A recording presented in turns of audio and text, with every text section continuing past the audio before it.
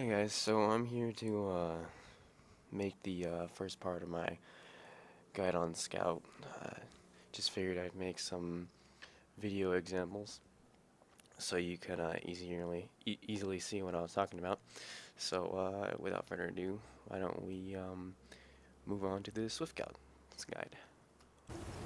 So in the beginning of this match, you see me start to reposition and try to poke at some vampires I think might be coming from that side, or check out some common hiding spots around this specific area.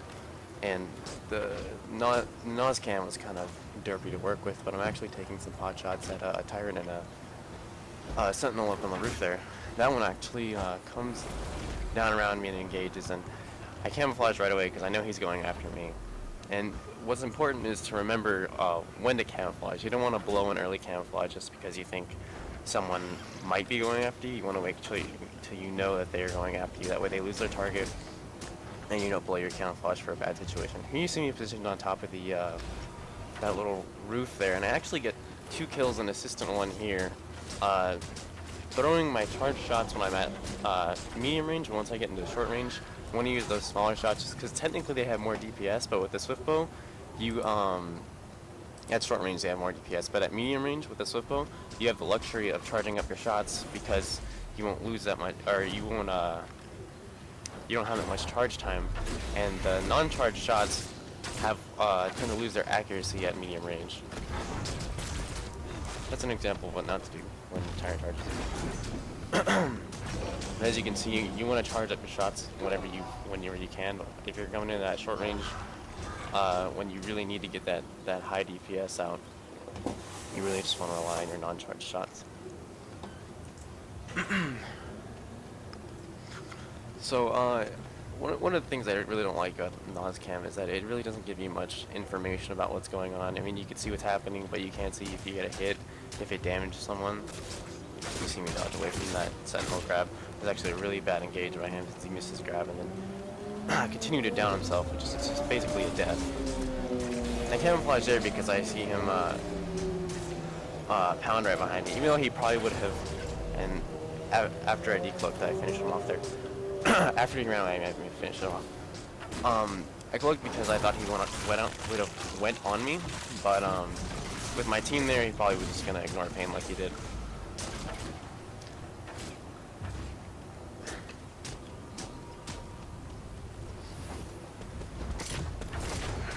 And that right there is what I was talking about in the guide about timing your charges against those charged Tyrants. As you could see, if you could see earlier, I actually charged up a shot and then dodged immediately after firing. Avoided any damage, avoided him from pretty much hitting anyone and getting all that damage out. I was actually following that Deceiver, telling my teammate to watch out, and you really got to communicate against Deceivers because it ruins their plans when they're trying to disguise one of your teammates. Unfortunately, though, my teammate didn't register in time.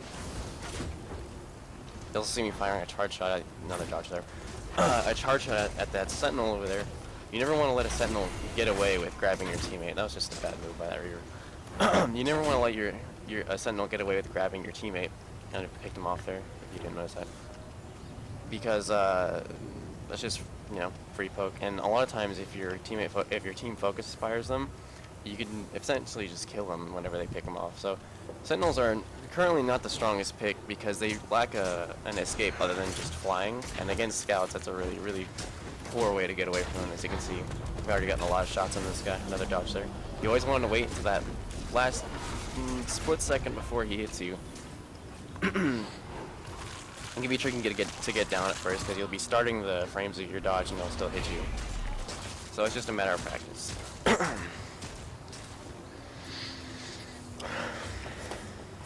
You see me sigh there out of disappointment.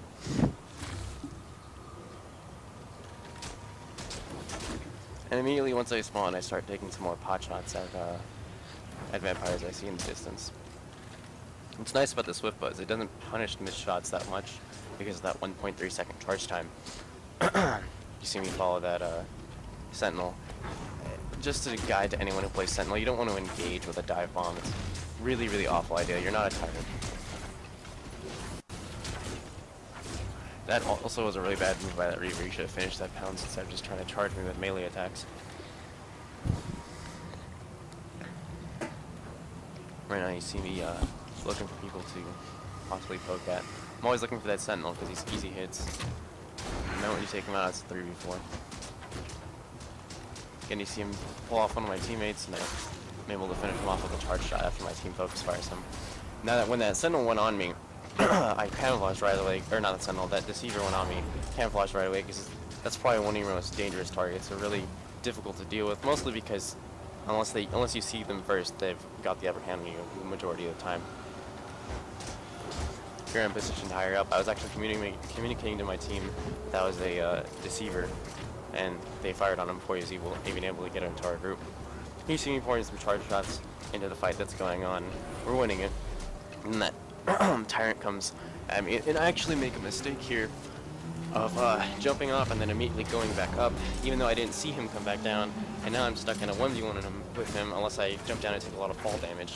And I actually am about to win this due to some decent juking, but the Sentinel comes here to pick me off, and I die from the fall damage, dodging down there. When a vampire is attacking, you never want to just back up or run one direction, because that's just free hits for them. So if you can, dodge into them, dodge left, right, anything that you think will disorient them. So here I actually had a lot of options there. I just was really indecisive about what I wanted to shoot at. It's not a good idea with the Swift Bow because you have a lot of time. You have a lot of quick shots to make. And you see, I actually invis right there, seemingly for no reason. What happened is I heard the backstab sound, and I didn't invis, I dodged. I heard the backstab sound, and dodged as soon as I reacted. It was a little too late if he was actually going after me. But you always want to listen for those audio cues to make sure that you don't get hit by anything sneaky like that. Again, with this dive bomb engage, it really doesn't work out.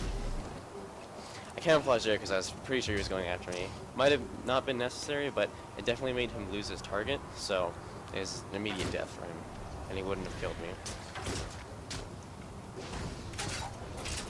Here you see me repositioning so I can get some better vision on the fight that I assume is going to come right here. And I actually look around there because I heard the little growl that you get when a vampire is nearby.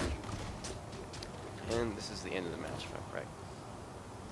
So yeah, that's all I have to say for Swift Scout.